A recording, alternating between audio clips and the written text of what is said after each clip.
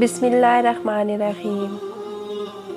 Nelson Mandela 2 دہائیوں سے زیادہ وقت جیل میں گزارنے کے بعد بالآخر ساؤتھ افریقہ کے صدر بن گئے تو اپنی سیکورٹی ٹیم کے ساتھ شہر گھومنے گئے اور وہیں راستے میں ایک ہوٹل میں کھانا کھانے بیٹھ گئے۔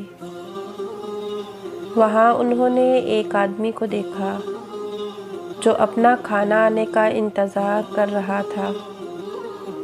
نیلسن منڈیلا نے اپنے سیکورٹی افسر سے کہا، اس شخص سے کہیں کہ اپنا کھانا لے کر ہماری میز پر آ جائے اور یہیں بیٹھ کر ہمارے ساتھ کھانا کھائے۔ وہ شخص آ گیا۔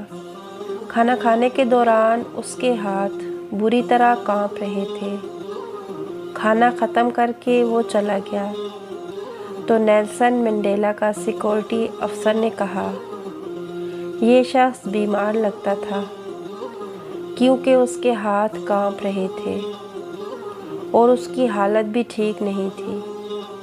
تو نیلسن منڈیلا نے جواب دیا، نہیں، یہ بیمار نہیں بلکہ ڈرا ہوا تھا کہ شاید میں اس کے ساتھ وہی سلوک کروں گا جو یہ میرے ساتھ جیل میں کرنے کا عادی تھا۔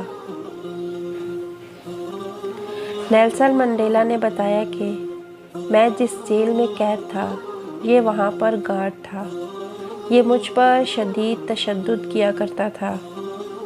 جب میں نڈھال ہو کر پانی مانگتا تو یہ میرے سر پر پیشاب کیا کرتا تھا۔ آج اس کے ہاتھ اس لیے کانپ رہے تھے کہ میں صدر ہوں۔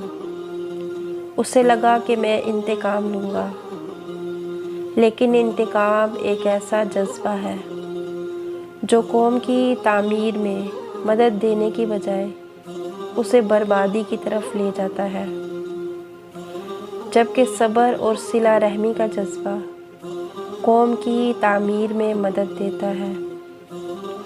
نیلسن منڈیلا نے اپنی بات مکمل کرتے ہوئے ایک تاریخی سچ ان الفاظ میں بیان کیا کہ کمزور شخصیت کے لوگ معاف کرنے میں تاخیر سے کام لیتے ہیں، جبکہ مضبوط کردار کے لوگ معاف کر دینے میں دیر نہیں کرتے۔ ویڈیو پسند آئی ہو تو لائک کیجیے گا۔